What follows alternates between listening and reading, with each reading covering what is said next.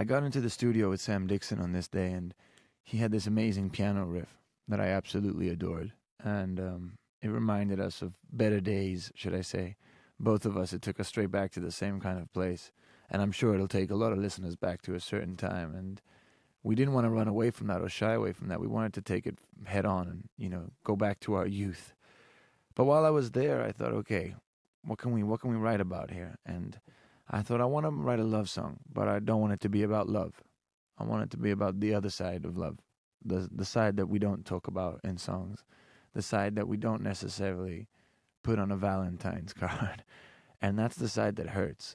And love has that effect on people for various different reasons. Not necessarily when I say love hurts, that's what you hear in every song. I mean, that's not an original concept. But I wasn't talking about the actual. Didn't want to talk about the actual heartache of love, more the physical ache of love, and how it can be something that actually hurts us in our day to day life. So it's quite strange because when I approached this song lyrically with Sam Dixon, we were trying to think of different situations in a modern day setting, which aren't necessarily modern day because I think actually it's completely relative. It goes back to any time period. It's always been the same. People are always the same, and we wanted to bring up two topics, as social topics that we sort of thought could highlight this other side of love.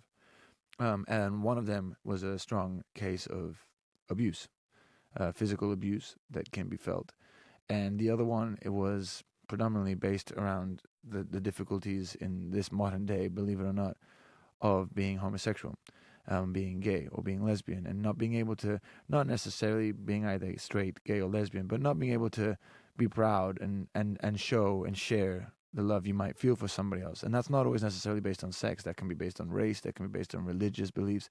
It can be based on so many cultural different aspects of it that we see unbelievably still today. And this is kind of what I wanted to touch with this song, that it's love ain't easy, so to speak. And funnily enough, even though we approached it like that, what really made me happy is that people don't necessarily just hear that. I didn't want it to be preachy, like I'm doing right now, for example. I didn't want it to preach about any sort of different beliefs I have or say what's right or what's wrong, because I don't think I'm in the place to say that. However, we just wanted to show it like a sort of documented, like photojournalism within a song. And what's lovely about it, the same way I think what's lovely about good photojournalism is when you see the picture of a child in a war stricken area, you don't think about the conflict, you think about the child.